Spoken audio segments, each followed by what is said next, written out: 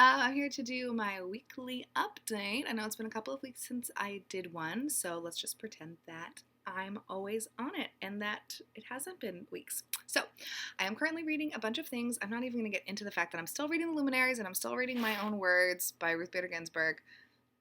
Eventually, I'm going to read them. I am going to do it this month. I feel it in my bones, okay? It's going to happen.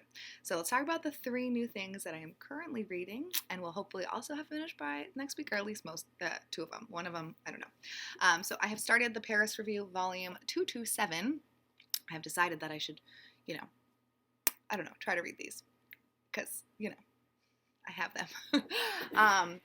I have only read the first story, which is called A Feeling Artist by Lincoln Michelle, and that was actually really good. When I first started reading it, I wasn't super into it, but the more that I read it, the better it became. It's basically about a feeling artist. So this is a person that portrays, specifically this person portrays sadness on stage, and his partner or boyfriend, probably just boyfriend, I don't know. I don't know if they live together. But anyways, it doesn't. Does that make someone a partner? No, it doesn't. Okay. Anyways, his person that he's with is like, what are you doing? Da da da da da. But then the tables turn, and the partner, he starts doing it, but he's doing it like to gain followers, to gain likes, to gain money, to gain all of these things. So it's kind of the two people in the relationship.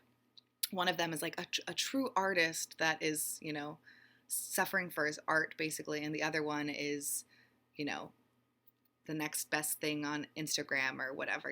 People become Instagram famous or something. I don't know because I only follow certain people. But anyways, so I thought that was a really, really interesting, the 2 people together, like their relationship, and then also just, how social media can kind of impact a person, and there's a lot of stuff going on in that story, and I did actually end up really enjoying it, so I am going to look forward to more things from this author. And then there's a couple of poems in here that I just don't remember because poetry just does not sink into my brain, and it's a bummer. But I can tell you while I read them, I enjoyed them, but I couldn't tell you what they're about for the life of me. I'm also reading Slowboat by Hideo Furukawa, and this is translated by Elmer Luke. Every time I say the word Luke, I want to say Luke because of the movie French Kiss. I don't know if you guys have seen that. It's such a fun movie. But anyways, this is a weird book, and I'm really liking it. I don't still really understand what's happening, and I'm definitely over halfway through. But does it matter what a book is about? Not really.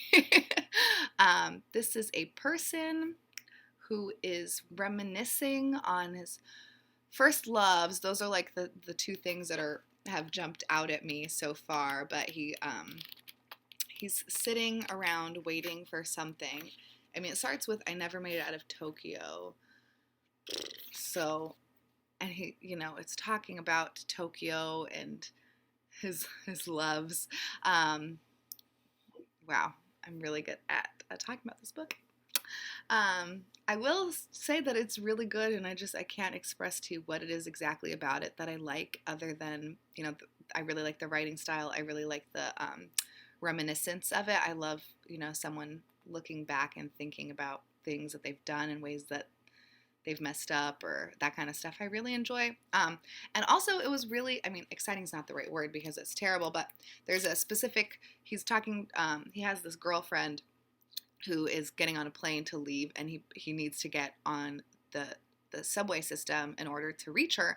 So he's like thinking in his head about the subway system and which line will get him there faster and all this stuff. And while he was doing that, I got kind of sucked in because I read the book Underground by Haruki Murakami, where he talks about the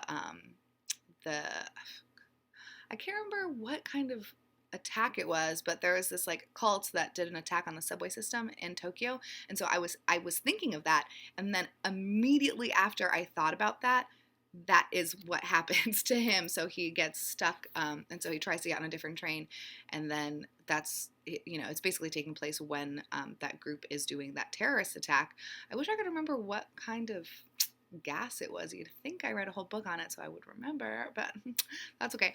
The book was more about the cult than than about what exact chemical they used. Um, but I think sarin? No, I don't know. Anyways, so I thought that was really interesting, and it's so funny too because, I don't live in a city that has a subway system, and I haven't. But I spent a summer in Paris, and I go to Europe, or I used to go to Europe kind of frequently, so I have like a pretty good sense of an underground, and I think also reading that book Underground, you kind of I don't, obviously I couldn't tell you what the subway system in Tokyo is exactly like, but I feel like some of it really did kind of go into my like into me. So reading it, I felt like I was with him and, picturing it in my head, even though I don't know where any of the lines go or what any of the places are because I've never been there. So I thought that was really good. So obviously he's a really great writer because he was able to kind of transport me into this place that I've never really been. So yeah, I'm excited. Yeah, so the back says trapped in Tokyo, left behind by a series of girlfriends. So it's, he's only talked about two of them. So I assume the last section is the third time that he talks about a girlfriend. I don't know. So the third book that I'm going to talk about is The Feast of the Goat by Mario Vargas Llosa, translated by Edith Grossman. And I'm reading this in a buddy group. And I'm reading this with Doris from Aldi Books and Patrice, who does not have a booktube channel, but who is a commenter and viewer and has Instagram. So, and she's just nice and great. I have tried to buddy read with her in the past, and I failed with the buddy read, so I feel a lot of pressure. But I think I'll be able to hopefully finish. So yeah, this takes place during the Trujillo dictatorship of the Dominican Republic, which is something that I really want to read about because that is where my mother is from. And I know nothing other than he was terrible. I see they call him the goat. That's why. So yeah, I've only read 2 chapters, so I'm not like quite into it yet. I feel like it's really interesting because authors after 2 paragraphs of this, I was in, or 2 paragraphs, 2 chapters of this, I was definitely into it. So it's interesting how authors use the space that they have in books well, because I'm still not, I'm into it and I'm curious what's happening, but I don't feel like I'm in the story, there's a difference. So I don't like quite feel in the story quite yet, but I think after a couple more chapters I probably will. I will say this is going to take me a long time to read. It's pretty dense with regards to words and all the stuff. So yep, I'm excited to keep reading this and to learn about how terrible this man was. Great. So yeah, those are the things. I hope everyone is doing well and is safe and happy. I just posted my booktube prize round 1 thoughts and feelings, where I go off on a little bit of a rant because I just hated one of the books so much. Oh, okay. I thought you were gonna sneeze. Anyways, and I just filmed my review for the Indie Press Project for March, which I will post later today or tomorrow. And yeah, I have other things that I have to film and post still, obviously, but I've been in a total funk because of everything. So yes, I hope you guys are happy and well. Let me know if you're reading anything good. If you've read any of these books, let me know, and I will talk to you later.